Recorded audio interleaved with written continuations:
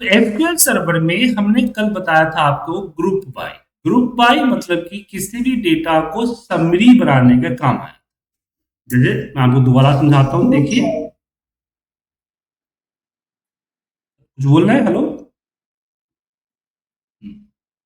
जैसे कि हमने बताया था लास्ट क्लास में कि एक तो होता है कि सिलेक्ट, और आपने पूरा का पूरा रो डेटा ले लिया, दिस इज फ्रॉम सेल्स।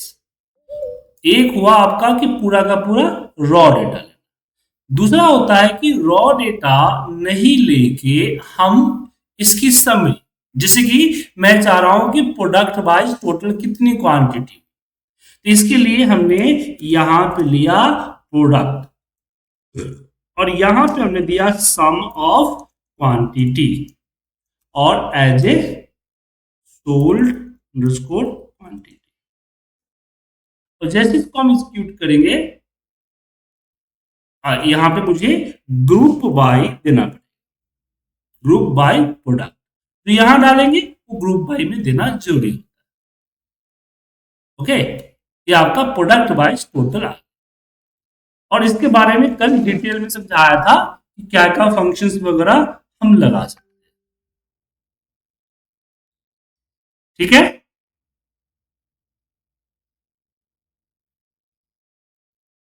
कोई दिक्कत सर इसमें?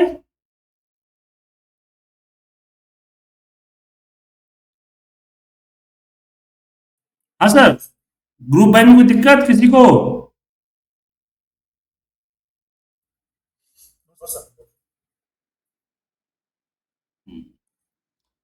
चलिए आगे बढ़ते हैं। अब इसमें आज का जो टॉपिक है वो टॉपिक है आपका वेयर और हैविंग का डिफरेंस। ठीक है, मैं बताया था आपको कि एक दो दिन आपकी क्लास है तो छोटी होगी सर, क्योंकि मैं कहीं बाहर हूं और यहां से लंबी क्लास नहीं ले सकता। तो वेयर, सबसे पहले हम बात करते हैं वेयर। जैसे कि अगर हम यहाँ नीचे एक कॉलम लगाएं, सिलेक्ट स्टार फ्रॉम सेल्स, अब इसमें क्या होगा कि जब हम इसको रन करते हैं तो ये टोटल है। अब मुझे बोला गया कि भाई मुझे ऐसी क्वांटिटी की समरी करनी है, ग्रुप करना है जो ग्रेटर देन 50 है। तो मैं यहाँ पे वेयर कमांड लगाऊंगा और बोलूंगा कि क्वांटिटी इज ग्रेटर देन 50। मतलब कि वो हर एक रो को चेक करेगा और रोज हर एक रो को चेक करेगा, अगर उसकी डेटा इस कंडीशंस के अकॉर्डिंग है तो वो इसमें समरी के अंदर इंक्लूड करेगा, नहीं है तो समरी के अंदर इंक्लूड नहीं करेगा। ठीक है, तो वेयर का काम ये होता है, वेयर क्या करता है कि जो आपका रॉ डेटा होता है उस रॉ डेटा के अंदर हर एक एंट्री को चेक करता है, कंडीशन से बाहर करता है। अब हम बात करते हैं हैविंग।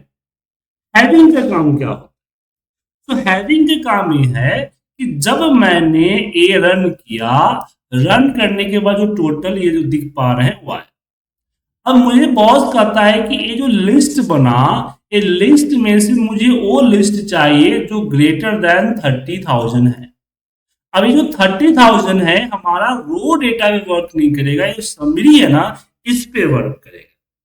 ठीक है, तो ऐसे केस में हम ग्रुप बाय के नीचे डालेंगे हैविंग। क्या डालेंगे कि having sum of quantity is 30,000।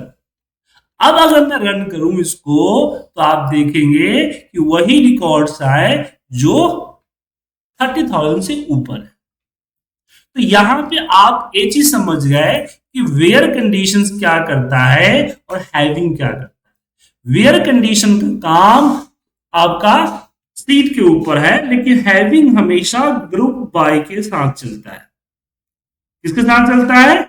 Group by के साथ चलता है। समझ गए? अब एक जरूरी नहीं है कि ग्रुप बाय में ये ही किया जाए, मतलब कि ये सेम फील्ड हो। यहाँ कुछ और फील्ड हो सकता है, यहाँ पे कुछ और फील्ड हो सकता है, दोनों का अलग अलग फॉर्मूला सब कुछ हो सकता है। सो हैविंग समझ में आ गया? किसी को कोई दिक्कत?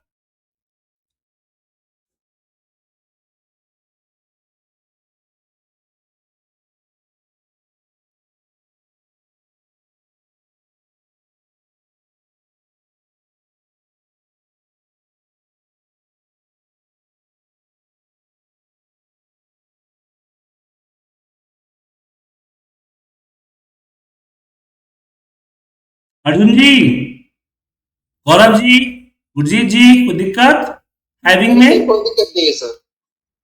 No sir. तो आप हैविंग और वेयर दोनों का डिफरेंस भी समझ गए और यूजेस भी समझ गए। जी ठीक है, सर।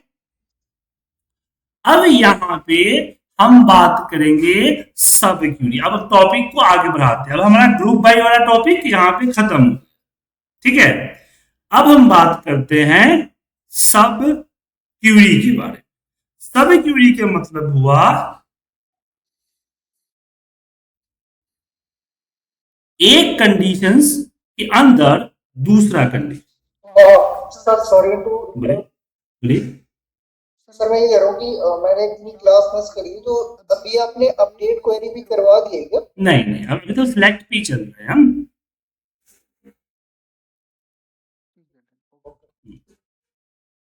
तो जैसे कि यहाँ पे प्रॉब्लम क्या है कि मान लीजिए कुछ ऐसे इंफॉर्मेशन लेनी है जो कि दूसरे क्यूरी से आता है।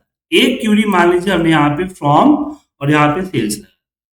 ठीक है, तो सब क्यूरी का मतलब ये होता है क्यूरी के अंदर दूसरा क्यूरी। ठीक है, जैसे एग्जाम्पल हमारे बॉस ने बोला कि भाई एक काम करो, मुझे जो है वो डेटा चाहिए जिसकी सेल एवरेज से ऊपर हो। समझ में आया? जिसकी सेल एवरेज से ऊपर हो। अगर मैं यहाँ पे एवीजी और इसके अंदर क्वांटिटी किया और रन करते हैं तो यहां आपका एवरेज आ गया 50.2081। मतलब कि अगर मैं वेयर कंडीशन लगाऊं तो वेयर के अंदर में क्वांटिटी इज ग्रेटर देन यही 50.2082 होना चाहिए। पर प्रॉब्लम ये है, ये तो मुझे पता ही नहीं ना, ये मेरे डेटा के अकॉर्डिंग मुझे मिलता है। बात समझ में आया? मुझे इसके बारे में तो पता ही नहीं है। तो मैं अगर यहां पे लगाऊं कि सिलेक्ट स्टार फ्रॉम सेल्स और where, where quantity is greater than, अब यहां पे 50.2082 ए कैलकुलेट होके कैसे आएगा? क्योंकि ए तो एक अलग क्यूरी से आता है। बात समझ में आया?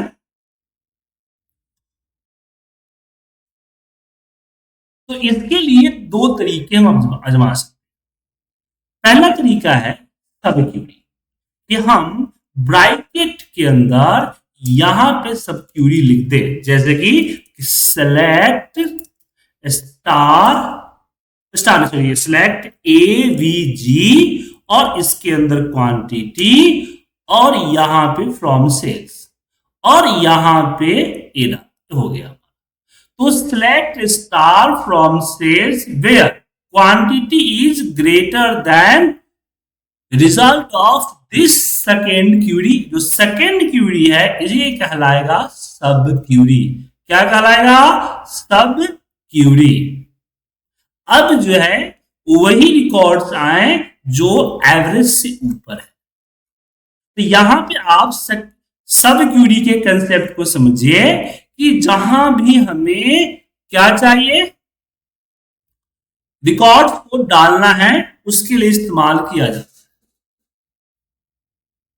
ठीक है, ये जो सिलेक्ट नीचे दिए हैं क्या, जहाँ पे पहला स्टार लगा है वहां पे भी तो लग सकता था, वहां नहीं लगेगा? पहला स्टार जो सिलेक्ट लगाए ये तो डेटा के लिए हो गया ना। ये जो क्वांटिटी को मुझे नंबर देना है ये कैसे पता चलेगा बताइए?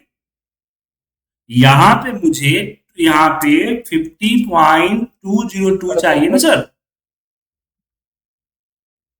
समझ में आया?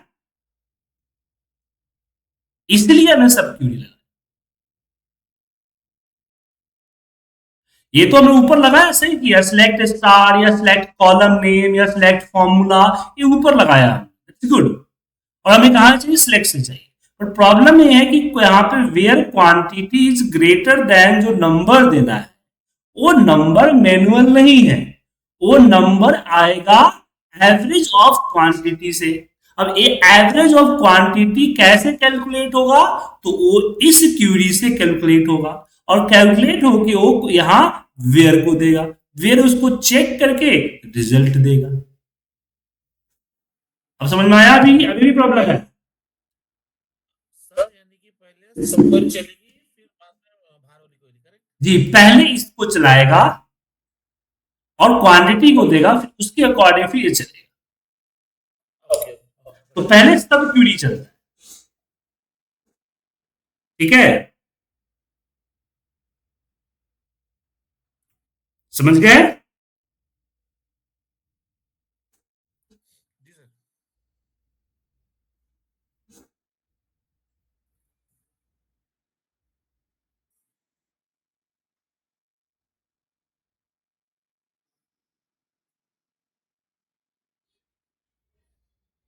कोई दिक्कत किसी को?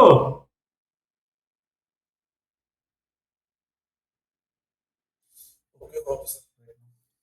बाकी लोगों को पूछ रहा था, बाकी किसी दिक्कत?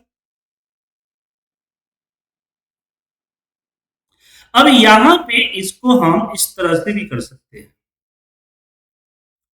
अब इसको हम वेरिएबल के थ्रू भी कर सकते हैं। तो सबसे पहले यहां पे देख लीजिए, आगे मैं वेरिएबल पढ़ाऊंगा कि हम करेंगे डिक्लेयर। क्या करेंगे? Declare. Declare ABC quantity as a float. Float मतलब क्या हुआ? डेसिमल। और फिर यहां पे हमें बोला कि select AVG as a AVG of quantity, और यहां पे फ्रॉम सेल्स। अब यहां मुझे सब क्यूरी लगाने की जरूरत नहीं है, यहां पे at the rate A V G quantity दे दिया। समझ गए? तो सबसे पहले हमने एक वेरिएबल डिक्लेयर किया। वेरिएबल डिक्लेयर करने का होता है कि डिक्लेयर, जैसे वीवीए प्रोग्रामिंग में हम डिम लिखते हैं, और डिम के जगह पे यहां पे डिक्लेयर देंगे। उसके बाद यहां पे नेम ऑफ वेरिएबल, वेरिएबल का नेम हमेशा एट द रेट से शुरू होता है, इसका ध्यान रखिए, एट द रेट देना जरूरी है। फिर यहां पे name of variable and type of variable, ये हमने वेरिएबल को डिक्लेयर किया। अब उसके ऊपर वैल्यू लोड करनी है, तो वैल्यू जो आएगा तो सिलेक्ट से ही आएगा। तो हमने बोला कि select AVG quantity equal AVG quantity of equal to average of quantity. तो एवरेज ऑफ क्वांटिटी इस सेल से उठा के इसके ऊपर लोड कर देगा। फिर नीचे हम अपने जो मेन क्यूरी है, जो डेटा मुझे दे रहा है, उसके अंदर हम इसका यूज कर सकते हैं, जैसे कि हमने यहां यूज किया। आपके ऊपर डिपेंड करता है कि मल्टीपल टाइम सिलेक्ट तो आपको दोनों में लगाना है, ठीक है, मल्टीपल टाइप सिलेक्ट तो आपको दोनों में लगाना। तो आप इस मेथड को इस्तेमाल करें, या मेरा सब क्यूरी के ऊपर की जो मेथड है उसको इस्तेमाल। क्लियर है? सर जो वेरिएबल डिक्लेयर किए हमने, ये टेम्पररी होता है ना, देखिए, कोई भी प्रोग्रामिंग के अंदर जब हम वेरिएबल डिक्लेयर करते हैं, तो जब तक वो प्रोग्राम रन होता है तभी तक उसका अस्तित्व होता है। प्रोग्राम एग्जीक्यूट होकर रिजल्ट दे दिया, फिर उसका अस्तित्व खत्म हो गया, ठीक है। सर, ये जो फॉर्मूला आपने लगाया हुआ है एवीजी वाला, ये डायरेक्टली यहाँ पे नहीं लगा सकते? डायरेक्टली लगा सकते हैं हम, लेकिन डायरेक्टली हम यहां लगा सकते हैं, यहां तो ही लगा सकते हैं। अब यहां पे तो लिख दे देखिए, अगर आप ये कर रहे हैं कि मैं यहीं पे कर दूं ए वी जी, और यहां पे क्या कर दूं, क्वांटिटी, ये बोल देना, रन कीजिए, नहीं आएगा, क्योंकि वेयर कंडीशन किसी भी तरह के फंक्शन को सपोर्ट नहीं करता है। और दूसरी चीज है कि ए बी जब क्वांटिटी हो चला हुआ क्वांटिटी है क्या, इसका डेटा सोर्स क्या है, क्योंकि डेटा सोर्स तो फ्रॉम के पास है ना, और इसके पास तो है ही नहीं डेटा सोर्स। समझ में आया? तो ऐसा अगर लगाते तो इतना लंबा चीज करने की क्या जरूरत था, हम कर देते, लेकिन ये पॉसिबल नहीं है। Okay sir. ओके। इसलिए हमने हैविंग का यूज इसलिए किया था, हैविंग पे हम फॉर्मूला लगा सकते हैं, बट हैविंग क्या करता है, समरी के ऊपर वर्क करता है, ग्रुप बाय के साथ वर्क करता है, रियल रो डेटा जो होता है उस पर वर्क नहीं करता है, तो वहां पे दिक्कत है। ठीक है, ओके।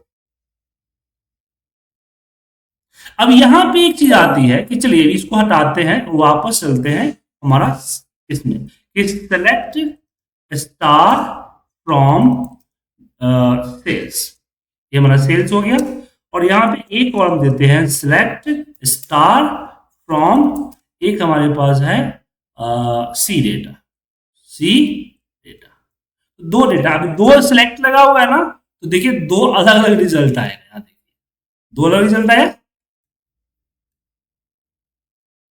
समझ में आया कि नहीं? अब यहाँ पे प्रॉब्लम ये है कि हमारे जो रिक्वायरमेंट क्या है उसमें चाहिए, तो ये हमारा रीजन है हमारा नॉर्थ,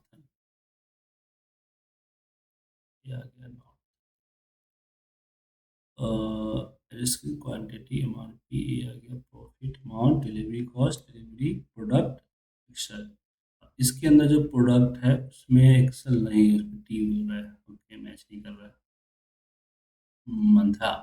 अब यहाँ पे बोला गया कि मुझे ये हमारा टेबल वन है, सेल्स टेबल है, और दूसरा हमारा कौन सा टेबल है,